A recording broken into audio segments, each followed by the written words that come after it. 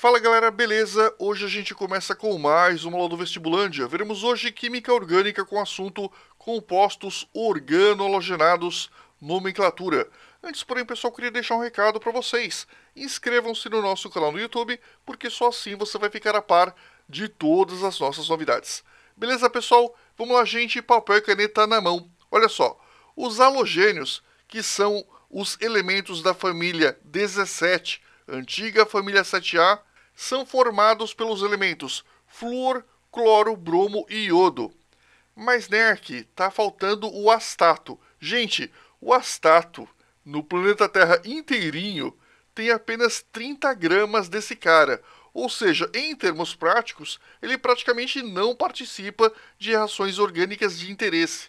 Exatamente por esse motivo, os halogênios nas reações químicas vão ser o flúor, o cloro, o bromo e o iodo apenas, que quando fazem parte das estruturas de compostos orgânicos, vão formar os compostos chamados de organo-halogenados, que são de três tipos: os haletos orgânicos, que são os haletos de alquila e os de arila, já falo aqui desses caras, os haletos de acila, que também são chamados de haletos de ácidos, e finalmente os compostos de Grignard. Pessoal, os haletos de alquila são os haletos de metil, etil e assim por diante. Já os de arila são os derivados de anéis aromáticos, beleza?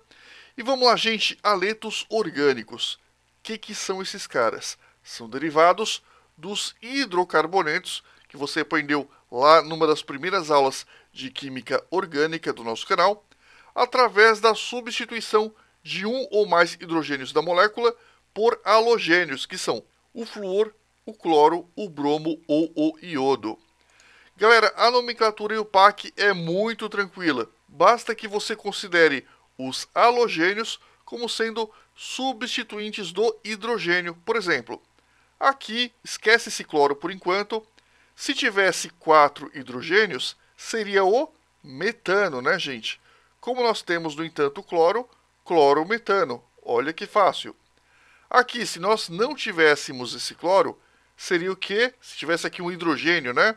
Nós teríamos metiete, eteno, né? Porque nós temos dupla ligação, logo nós teríamos eteno. Como nós temos um único cloro aqui, que substituiu um hidrogênio, cloroeteno.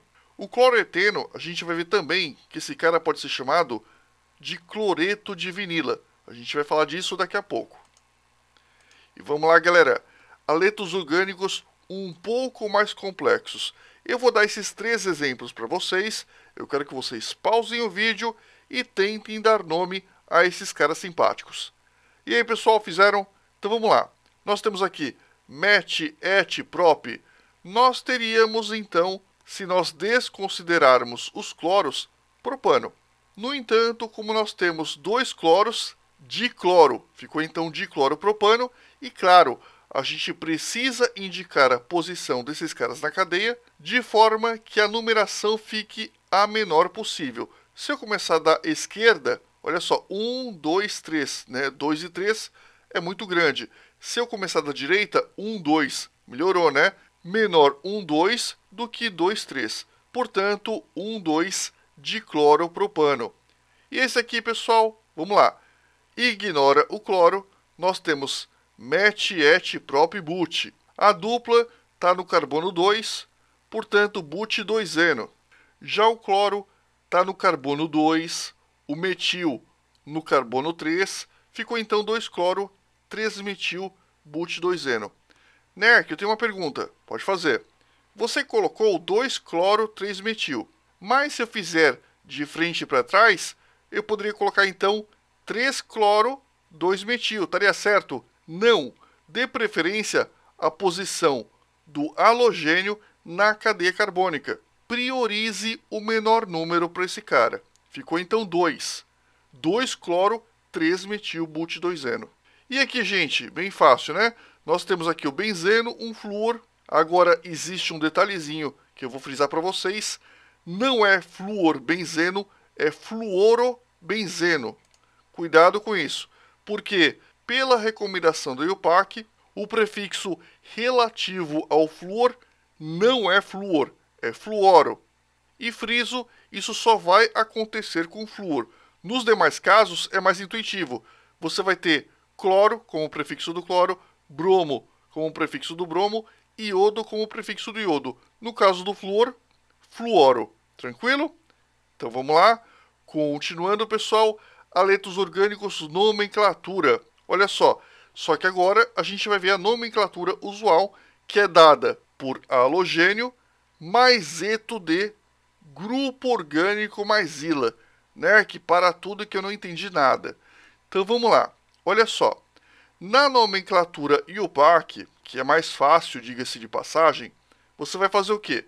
Você considera aqui a cadeia principal e o halogênio como um ligante a essa cadeia principal. Então você vai ter MET-ET, como nós temos uma dupla eteno, né? E o cloro se ligando ao eteno. É bem fácil. Já na nomenclatura usual, a gente vai fazer halogênio mais eto. Nós temos o cloro mais eto, vai ficar então cloreto. E agora presta mais atenção ainda. Esse grupo C, dupla C, como ligante do cloro, vai ser a etenila. Portanto, nós vamos ter cloreto de etenila. A etenila também pode ser chamada de vinila. Logo, cloreto de vinila.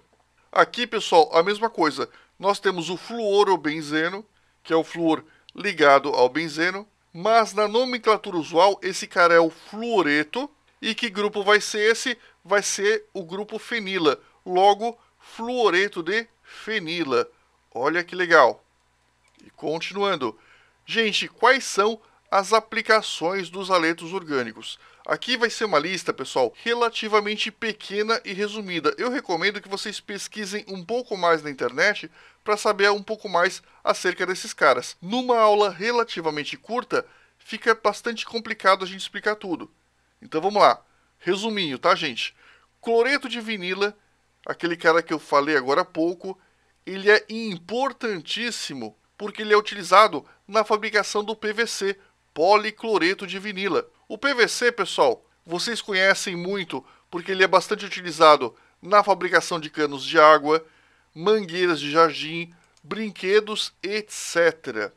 Outro exemplo de haleto orgânico muito importante é o DDT. Esse DDT, ele é um famoso inseticida que foi muito utilizado no passado, só que hoje em dia, devido à toxicidade desse cara e a capacidade dele se acumular na cadeia alimentar, ou seja, ele tem efeito cumulativo, fez com que esse cara ficasse em desuso. Hoje em dia, evita-se utilizar o DDT nas lavouras. Existem outros agrotóxicos, outros inseticidas que são mais eficientes que ele.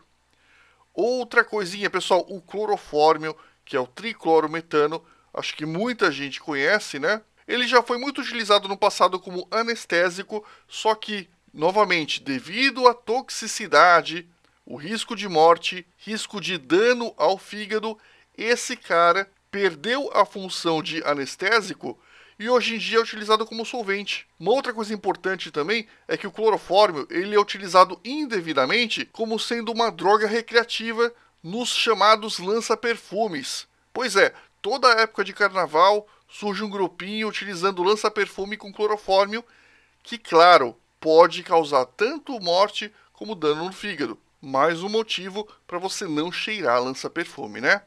E o gás freon, pessoal, que no passado foi bastante utilizado como gás do aerossol, ou seja, desodorante, spray para matar barata, e na verdade qualquer tipo de spray em latinha, né? Ele deixou de ser utilizado justamente pelo fato de ser o gás associado ao buraco na camada de ozônio. E uma outra dica para vocês é que tanto o DDT como o gás freon vocês vão ver bastante, com mais detalhes, inclusive, na biologia. Esse cara vai ser mais estudado na questão das cadeias alimentares e o gás freon, claro, na questão envolvendo o buraco na camada de ozônio. E vamos lá, compostos de Grignard. Pessoal, os compostos de Grignard são compostos organometálicos, ou seja, apresentam metal na estrutura da molécula, e eles vão ter magnésio e halogênio na cadeia. Qual que é a estrutura básica de um composto de Grignard? aqui nós temos um grupo orgânico ligado ao magnésio, ligado ao elemento X. Mas, Nerk, que X é esse? Esse X vai representar um halogênio, né, que a gente acabou de ver agora. Então, olha só. Se nós temos aqui um grupo orgânico, nós temos aqui o magnésio e aqui um halogênio, que nesse caso é o cloro, nós temos um composto de Grignard.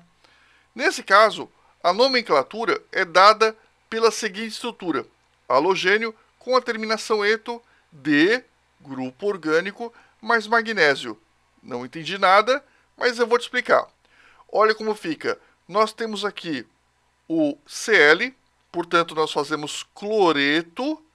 Nós temos aqui o grupo metil, então cloreto de metil, magnésio. Olha que fácil, cloreto de metil, magnésio. E aqui, pessoal, nós temos o iodeto de metiete, etil, magnésio. Bem fácil, espero eu. E agora a pergunta que não quer calar. Qual é a aplicação dos compostos de Grignard? Basicamente, pessoal, esses carinhas, eles são muito utilizados em laboratório para obtenção de outros compostos orgânicos, por exemplo, como os álcoois. Continuando, pessoal, agora a gente vai falar dos haletos de acila, que são os haletos de ácido obtidos através da substituição da hidroxila, do ácido orgânico, por um halogênio, aqui representado por um X. Então, olha só, a gente sabe que um ácido orgânico tem a seguinte estrutura: C-O simples OH. Pois é, OH cai fora, entra aqui no caso o X, que representa um átomo de halogênio. Então, olha como fica, por exemplo, a nomenclatura: halogênio mais a terminação eto de cadeia ligada ao halogênio com a terminação ila. Olha só, pessoal, aqui no caso nós temos metiete, portanto, etano. Etano com a terminação ila fica etanoíla. E o bromo, que entrou no lugar da hidroxila, né, no lugar do OH, ficou então brometo. Brometo de etanoíla. Aqui, pessoal, mesma coisa. Nós temos um único carbono, met, ficou então metanoíla. E como nós temos um cloreto, que substituiu a hidroxila, cloreto de metanoíla. Então ficou brometo de metietanoíla, cloreto de metanoíla. Bem tranquilo, né? Agora existe um detalhe muito importante. Perceba que esse cara é derivado, para efeito de nomenclatura, do ácido etanóico. Olha só, metiete, se aqui fosse um OH, seria o ácido etanóico. Gente, como vocês bem sabem, o ácido etanóico possui um outro nome. Qual que é esse nome? Acético. Muito bem. Então nós teríamos o ácido etanóico ou ácido acético, se aqui, friso, fosse um H. Como o ácido etanóico também pode ser chamado de ácido acético, esse cara também pode ser chamado de brometo de acetila. Olha que legal. Da mesma forma, se aqui fosse um OH, você teria o ácido metanóico. E o ácido metanóico recebe o nome usual de ácido fórmico. Por isso, ao invés de metanoíla, nós podemos chamar de formila, justamente por causa do ácido fórmico. Logo, esse cara também pode ser chamado de cloreto de formila. Continuando, gente, os haletos de acila possuem várias aplicações. Aqui nós vamos citar algumas. Eles podem ser utilizados em sínteses orgânicas de, por exemplo, ácidos carboxílicos, ésteres, amidas. E os haletos de acila que são voláteis, eles são muito irritantes aos olhos, como é o caso do famosíssimo gás lacrimogênio. Gente, existem várias fórmulas de gás lacrimogênio. Eu estou aqui no caso me referindo à fórmula alfa-cloroacetofenona, que é um dos componentes do gás lacrimogênio. Existem várias fórmulas, várias receitas desse carinha. Outra coisa também é que, infelizmente, esses caras são utilizados na fabricação de armas químicas, como, por exemplo, o fosgênio. Agora sim, beleza, pessoal? Valeu então!